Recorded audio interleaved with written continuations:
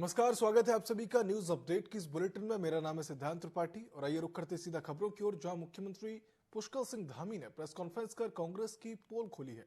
इस दौरान मीडिया से वार्ता करते हुए मुख्यमंत्री धामी ने कांग्रेस के काले कारनामे बताए। बाबा साहेब भीमराव अम्बेडकर जी के खिलाफ कांग्रेस द्वारा किए गए षड्यंत्रों का पर्दाफाश भी उन्होंने किया। मुख्यमंत्री धामी ने कहा कि जनता इन्हें पहले भी सबक सिखा चुकी है, आगे भी सिखाएगी।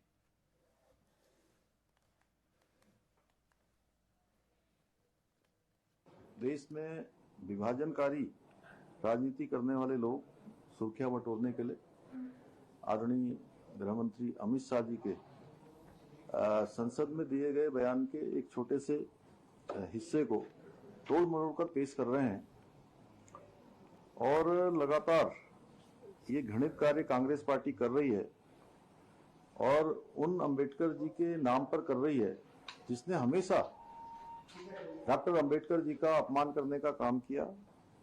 हमारे देश को संविधान देने वाले बाबा साहब का जीवन हमेशा समानता पर आधारित भारत के निर्माण को समर्पित था, लेकिन उनके जीवन काल में और उसके बाद भी कांग्रेस ने कभी उनका सम्मान नहीं किया।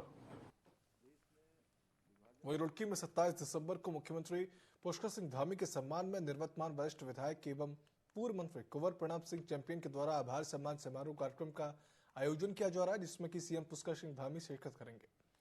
जानकारी देते हुए बताया गया कि उनके आग्रह पर मुख्यमंत्री धामी ने खादर क्षेत्र में 3 पुल स्वीकृत किए हैं, जिसको लेकर खानपुर विधानसभा क्षेत्र की जनता आभार सम्मान समारोह के माध्यम से आभार प्रकट करेगी। साथ ही सम्मान समारोह में ढाणी की ढाणा के सोलानी नदी के घाट पर पुल निर्माण की घोषणा के साथ अन्य विकास कार्य की घोषणा भी मुख्यमंत्री करेंगे।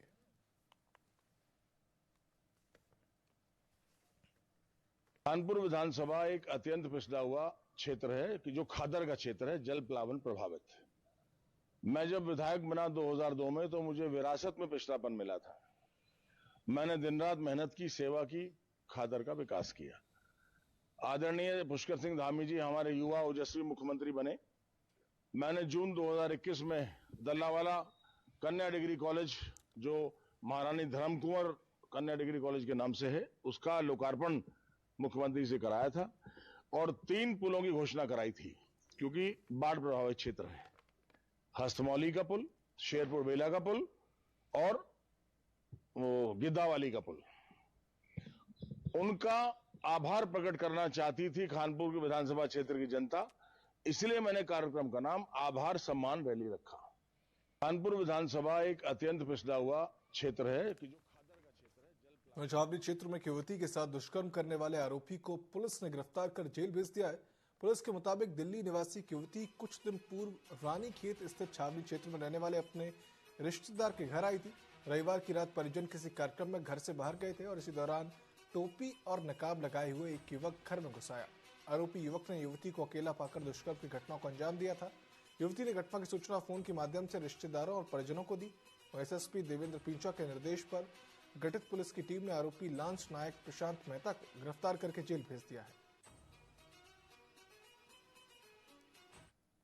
एक रेप की घटना हो गई थी, जिसमें पुलिस ने तत्काल, हमने उसकी ग्रेविटी को ध्यान में रखते हुए इसमें तुरंत एफआईआर दर्ज कर ली थी और साथ साथ में इसके अनावरण के लिए हमारे एडिशनल एसपी साहब के नेतृत्व में एक टीम का भी हमने गठन कर लिया था। और सबसे बड़ी बात है, टीम ने बड़ी मेहनत के साथ काम करते हुए 24 घंटे के अंदर इस केस का अनावरण कर लिया।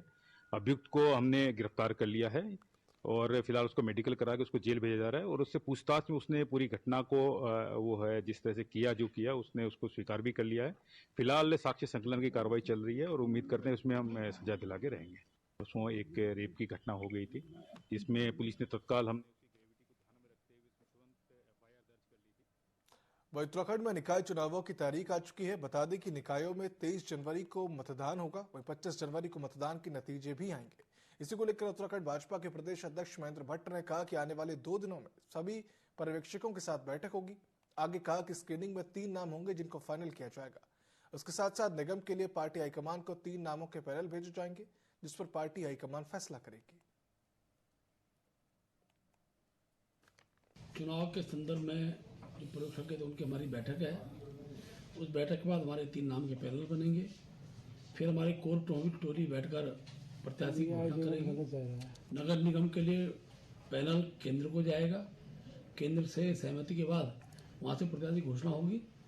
और चुनाव प्रबंधन की दिशा हमने प्रत्येक पंचायत में, नगर निगम में, पालिका में चुनाव संचालन समिति का हमने गठन कर दिया है। प्रत्याशी घोषित होने के बाद 2 दायित्व उसमें और एडिशनल जुड़ जाएंगे जो प्रत्याशी की सहमति से होंगे। और मैं कह सकता हूँ हमने तैयारी की, चुनाव की दृष्टि से लगभग 2 माह से हमारी तैयारी है। बहुत जल्दी प्रत्याशी घोषणा होने के बाद विधिवत रूप से चुनाव प्रचार का अभियान प्रारंभ। उत्तराखंड में आरक्षण की अधिसूचना जारी होने के बाद चुनाव की तस्वीर भी साफ हो चुकी है, जिसके बाद कांग्रेस पार्टी निकाय चुनाव को लेकर पूरी तरह से तैयार नजर आ रही है। दावेदारों की बात करें तो अब तक 1000 से ज्यादा दावेदार अपनी दावेदारी पेश कर चुके हैं। वहीं कांग्रेस के प्रदेश अध्यक्ष करण महारा ने कहा कि कांग्रेस पार्टी को दावेदारों के आवेदन लगातार प्राप्त हो रहे हैं। यही नहीं, करण महारा ने कहा कि निकाय चुनाव को लेकर कांग्रेस पूरी तरह से तैयार है। साथ ही निकाय चुनाव में बीजेपी को टक्कर देने के लिए मजबूत प्रत्याशी मैदान में उतारा जाएगा। 2000 की संख्या से ज्यादा हो गया। अकेले हरिद्वार में 300 से ज्यादा आवेदन है। यही मेयर के पद के लिए जो है 25 के आसपास आवेदन है। उसी तरीके से हमारे पौड़ी से, उसी तरीके अल्मोड़ा से, उसी तरीके से हल्द्वानी से बहुत बड़ी संख्या में लोग जो है दावेदारी कर रहे हैं। 2000 की संख्या से ज्यादा हो गया। और उत्तराखंड भाजपा ने निकाय चुनाव की घोषणा का स्वागत करते हुए निकाय चुनाव में भारी बहुमत से जीत का दावा किया है। बीजेपी प्रदेश अध्यक्ष महेंद्र भट्ट ने निकाय चुनाव की अधिसूचना जारी होने पर कहा कि पहली बार निकायों का आरक्षण तय करने में जन भावनाओं का ख्याल रखा गया है। तमाम आपत्तियों पर पूरा विचार किया गया और विस्तृत सुनवाई के बाद आरक्षण फाइनल किया गया। चुनाव की तारीखों का ऐलान होने के बाद भाजपाइयों में उत्साह का माहौल है। वहीं उत्तराखंड कांग्रेस की मुख्य प्रवक्ता गरिमा महाराज सोनी ने कहा कि आरक्षण में सरकार ने काफी बदलाव किए हैं, क्योंकि उनकी पार्टी के कई विधायक नाराज थे और अब अपनी मन मर्जी से भाजपा सरकार ने सीटों का आरक्षण किया है।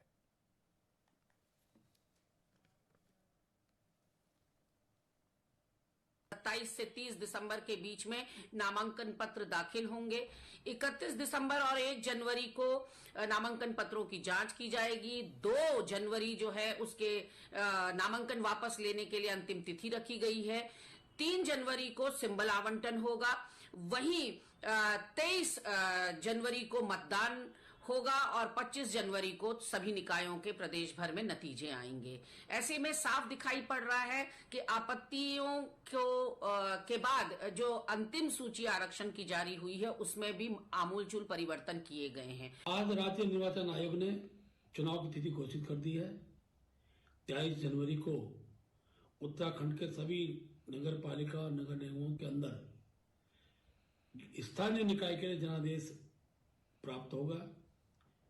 और मैं कह सकता हूं कि पहली बार का अनुभव है कि जब नगर विकास द्वारा आपत्तियां मांगी गई रिजर्वेशन के बाद, तो जन भावना का कद्र किया गया। आपत्तियों का निस्तारण सुनवाई के बाद हुआ। लगभग 39 नगर निगम, नगर पालिका, पंचायत मिलाकर 39 स्थल थे जिनमें जन सुनवाई के बाद एक पुनः रिजर्वेशन तय हुआ है।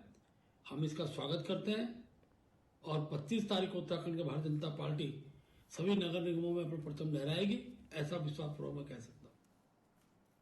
और संसद में भाजपा सांसद के चोटिल होने के बाद मामले ने अब तूल पकड़ लिया है। इस मामले पर राहुल गांधी के खिलाफ संसद बाग थाने पर FIR की गई है। इसको लेकर उत्तराखंड कांग्रेस के पूर्व प्रदेश अध्यक्ष, राज्य में गृह मंत्री रह चुके प्रीतम सिंह ने सरकार पर जमकर निशाना साधा। उन्होंने मीडिया से बात करते हुए कहा कि भाजपा के द्वारा पूरे प्रदेश में, जो देश में जो कृत्य किए जा रहे हैं वो उनके सांसदों ने संसद में भी किए, जिसके लिए राहुल गांधी को दोषी ठहराया जा रहा है। वो बिल्कुल गलत है। वहां CCTV कैमरा है, उनको जब्त करना चाहिए, तब सच्चाई सामने आएगी। देश के गृह मंत्री ने बाबा साहब पर जिस तरह की टिप्पणी की, उसको डाइवर्ट करने के लिए इस तरह का कृत्य किया गया है।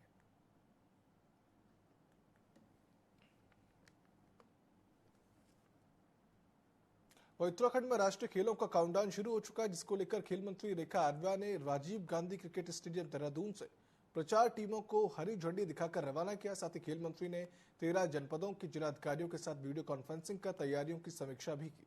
आपको बता दें कि 26 दिसंबर से हल्द्वानी के गोलापार में राष्ट्रीय खेलों की औपचारिक मशाल यात्रा शुरू होनी है। इसके लिए 3 सजे धजे कैंटर और अन्य टीमों को देहरादून से रवाना किया गया है। बाबा साहब भीमराव अम्बेडकर जी के परिप्रेक्ष्य में जो टिप्पणी देश के गृह मंत्री ने की, उसको डायल्यूट करने के लिए एक सुनियोजित षड्यंत्र था। राहुल जी को जो है धक्का दिया गया, उस धक्का मुक्की में जो गिरे हैं और सांसद अस्पताल चले गए। और उसके लिए जो है क्या नाम, राहुल गांधी जी को दोषी ठहराना कदापि उचित नहीं है। वहां तो सीसीटीवी फुटेज है, वो सीसीटीवी फुटेज जो है बिल्कुल निश्चित रूप से जो है वो जब्त होनी चाहिए, ताकि वास्तविकता का पता जो देश को चले वास्तविकता क्या रहेगी। वही मसूरी में इंद्रमणि बडौनी की 100वीं जयंती धूमधाम से मनाई गई। इस मौके पर सांस्कृतिक यात्रा भी निकाली गई और शहीद स्थल पर सांस्कृतिक कार्यक्रम भी आयोजित किए गए। इंद्रमणि विचार मंच के महासचिव ने कहा कि अब सरकार पहाड़ के गांधी और उनके विचारों को भूलने लगी है। उनकी जयंती पर सरकार ने कोई भी बड़ा कार्यक्रम आयोजित नहीं किया, जो कि दुर्भाग्यपूर्ण है।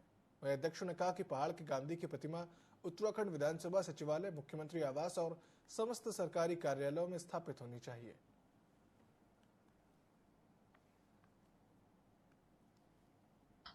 देखिए 26 तारीख से हम लोग हल्द्वानी गोलापार से मशाल यात्रा प्रारंभ करने जा रहे हैं और यह यात्रा माननीय मुख्यमंत्री जी के कमलों से शुरुआत होने जा रही है। निश्चित रूप से इसकी तैयारी बैठक जो है आज मैंने ली है और इस तैयारी बैठक में हमारे 13 जनपदों के जिलाधिकारी जुड़े रहे, जिनसे इस यात्रा को हर मुख्यालय तक पहुंचना, मुख्यालय से ब्लॉक लेवल तक में इस राष्ट्रीय खेलों का अथवा मशाल यात्रा का पूरी जन जागरूकता करना, इसके साथ ही वॉलंटियर रजिस्ट्रेशन होना, इसके अतिरिक्त कुछ अन्य कार्य भी जो कि जिलाधिकारी अपने स्तर से कर सकते हैं, बतौर उनको सुझाव उनको दिए गए हैं, जिसमें हमारी मैराथन से लेकर वो किसी प्रकार की प्रतियोगिता जिसमें रस्साकसी हो गया या पुशअप हो गया, पंजा प्रतियोगिता हो गया, इस प्रकार के कार्य भी कर सकते हैं।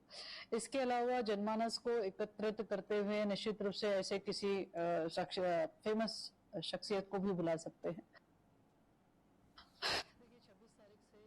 देहरादून में कुछ दिन पहले कांग्रेस के वरिष्ठ नेता राजीव जैन के आवास पर ईडी ने छापेमार कार्रवाई की थी। ईडी की इस छापेमारी की कार्रवाई के बाद कांग्रेस लगातार सरकार पर सत्ता का दुरुपयोग करने का आरोप लगा रही है। कांग्रेस के पूर्व प्रदेश अध्यक्ष प्रीतम सिंह ने केंद्र सरकार पर आरोप लगाते हुए कहा कि सत्ताधारी दल ईडी, सीबीआई और इनकम टैक्स का दुरुपयोग कर रही है। भाजपा प्रदेश अध्यक्ष महेंद्र भट्ट ने पलटवार करते हुए कहा कि कांग्रेस ने एजेंसी की कार्रवाई का विरोध करना अपना उद्देश्य बना लिया है।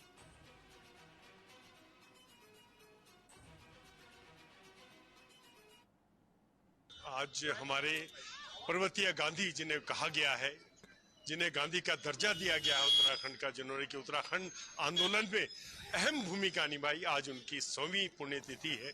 इसमें यहाँ पे सभी जन समुदाय के लोग, सभी संगठनों के लोग, सभी राजनीतिक दलों के लोगों ने यहाँ पर आज उनकी पुण्यतिथि पर उनको याद किया और जिस तरीके का उनका योगदान पूरे उत्तराखंड को रहा, उत्तराखंड बनाने में रहा, आज हमने उनको अपना श्रद्धा सुमन अर्पित किए।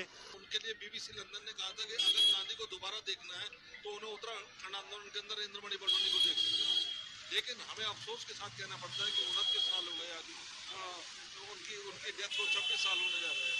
99 में उनकी डेथ हुई, लेकिन आज तक विधान भवन के अंदर पर्वतीय गांधी कहते हो, पर्वतीय गांधी इंद्रमणि बडौनी की मूर्ति तक नहीं लगाई। बीजेपी और कांग्रेस की सरकार ने इंद्रमणि बडौनी जी का जितना अपमान इन बीजेपी के कांग्रेस सरकारों ने किया वो अक्षम्य है। वो आज की पीढ़ी सोच भी नहीं सकती है, लेकिन इतना जरूर है कि इंद्रमणि बडौनी की जो विचारधारा थी, उनके जो काम करने का तरीका था, उनको जो सबको साथ लेकर के चलने का जो सोच थी, उस सोच पे आज की पीढ़ी को हम सबको आगे चलने की जरूरत है। तभी हम इस उत्तराखंड का भला कर पाएंगे, तभी हम जो सपना इंद्रमणि बडौनी जी ने उत्तराखंड के लिए देखा था, उस सपने को साकार कर पाएंगे। आज 100वीं जयंती है पर्वतीय गांधी इंद्रमणि बडौनी जी की और मसूरी में देखिए इतने सुंदर वातावरण में आज तो प्रकृति भी मेहरबान हो गई है। आज मसूरी में भी जो है बडौनी जी की जयंती पे यहाँ पर बर्फबारी हुई है, जिसका इंतजार था। बड़ा सुंदर मौसम है, तो ये कहीं न कहीं जो ये पितृ हैं आज उत्तराखंड के, इनका आशीर्वाद मसूरी को और उत्तराखंड को मिल रहा है। नैनीताल की गुलाबी ठंड के साथ पर्यटक नैनीताल में क्रिसमस का लुत्फ उठाने पहुंच रहे हैं, जिससे कि सरोवर नगर गुलजार हो रही है। इसी कड़ी में शहर में क्रिसमस के अवसर पर सेंटा क्लॉज की रैली विभिन्न होटल व्यवसाय की ओर से निकाली गई, जिसका नैनीताल पहुंचे पर्यटकों ने जमकर लुत्फ उठाया। रैली के दौरान सेंटा क्लॉज कुमाऊनी वाद्य यंत्र छोलिया के साथ थिरकते नजर आए और इस दौरान सेंटा क्लॉज ने लोगों को उपहार भी बांटे। प्रदेश के एक मंत्री के ऊपर मुकदमा चलाने के लिए जो है न्यायालय ने कहा सरकार परमिशन दे, उस पर सरकार बात नहीं कर रही। लेकिन राजीव जैन जो है कांग्रेस से जुड़े हुए हैं और उन पर जो है इनकम टैक्स का छापा पड़ जाता है। तो देखिए, इनकम टैक्स का छापा अपनी जगह है, लेकिन सत्ता का दुरुपयोग जो है लगातार भारतीय जनता पार्टी करने का काम कर रही है। राजीव जैन दोषी नहीं है, ये मैं इस प्रक्रिया में हम एक आयोग के दृष्टिकोण से प्रक्रिया में हुआ। सहयोगी किसी का भी किसी कालखंड में कोई रह सकता है, जरूरी नहीं कि उनके कालखंड में इस प्रकार स्थिति उत्पन्न हुई हो, लेकिन जब भी हुई है उनको भी इसका स्वागत करना चाहिए। और जांच के बाद पानी, दूध का दूध, पानी का पानी।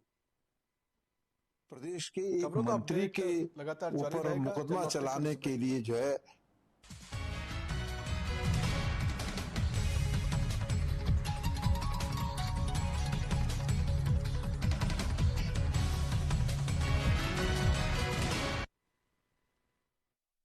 माता, राष्ट्र माता, टीवी 24 की खास मुहिम गौ रक्षा अभियान। प्रातः वंदनीय, सर्वदा पूजनीय गौ माता की सेवा है परम पुण्यदायी। गौ रक्षा का ले संकल्प, गौ रक्षा के लिए बढ़ाए कदम। गौ सेवा धर्म सेवा, गौ सेवा राष्ट्र सेवा। निभाए अपनी जिम्मेदारी, गाय की सेवा के लिए आगे आए।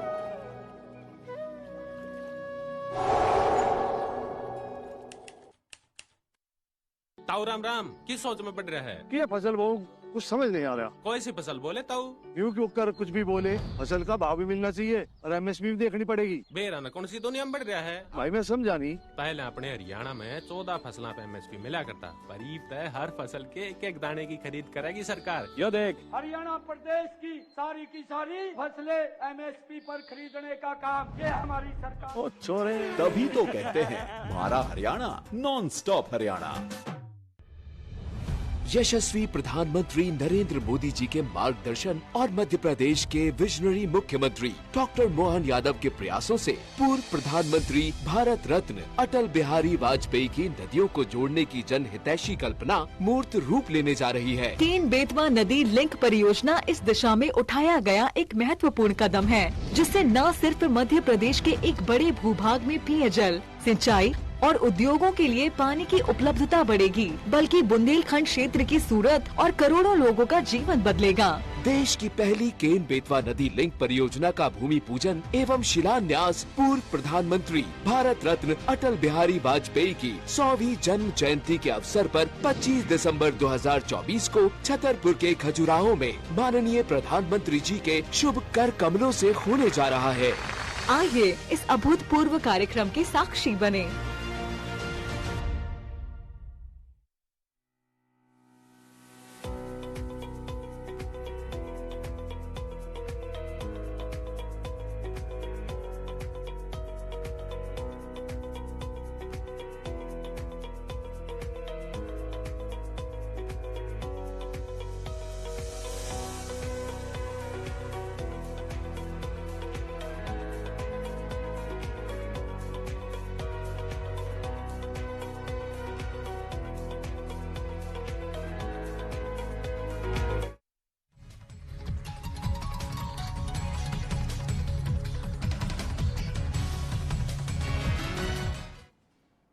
नमस्कार, स्वागत है आपका। ब्रेक के बाद रुक करते खबरों की ओर। जो नैनीताल की गुलाबी ठंड के साथ पर्यटक भी नैनीताल में क्रिसमस का लुत्फ उठाने पहुंच रहे हैं, जिससे कि सरोवर नगर गुलजार हो पहुंचा है।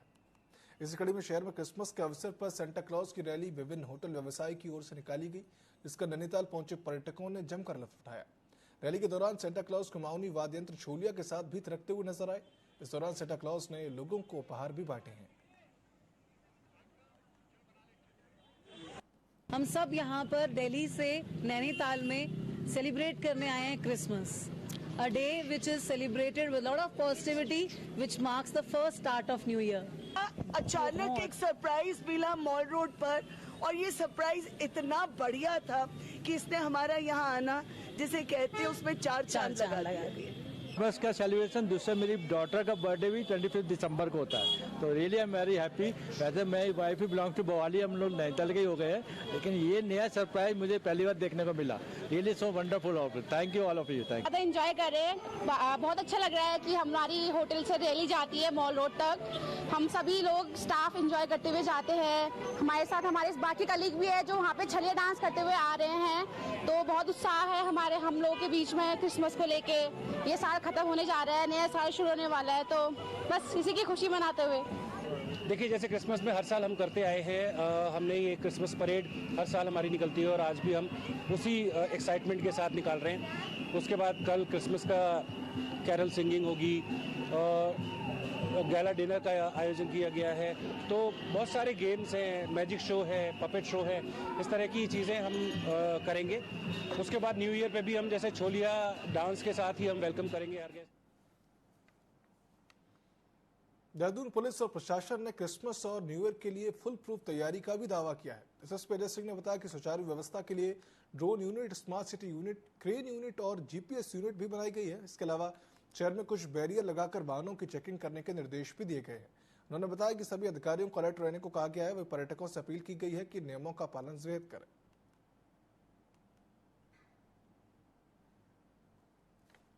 साथ ही साथ नया साल भी है और उसके बाद एक वीकेंड भी लंबा है, तो इसमें काफ़ी सारे पर्यटक के आने की उम्मीद भी है। खासकर अगर मैं देखता हूँ देहरादून में मसूरी है, ऋषिकेश है और चक्राता भी हमारा एक डेस्टिनेशन है। और खासकर माननीय मुख्यमंत्री जी का जो शीतकालीन जो डेस्टिनेशन की बात कही गई, उसमें मसूरी हमारा जो फेमस एक शीतकालीन डेस्टिनेशन है। साथ ही साथ चक्राता भी बहुत ही डेवलपिंग और प्रॉस्परस जगह है जहाँ पर लोग घूमने पर्यटक आते हैं यहाँ पर।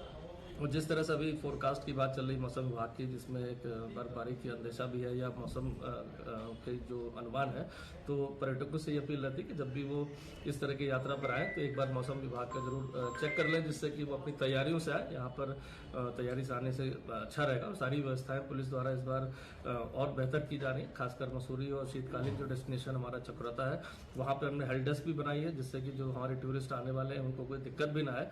और साथ ही साथ पुलिस व्यवस्था में जो आमजन है उनके भी रोज काम चलते रहे, कहीं यातायात का दबाव ना बने।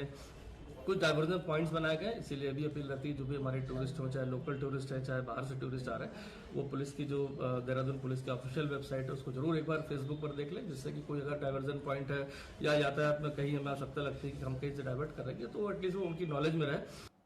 न्यूज अपडेट की इस बुलेटिन में फिलहाल इतना ही। आप देखते रहिए TV24। शुभ रात्रि।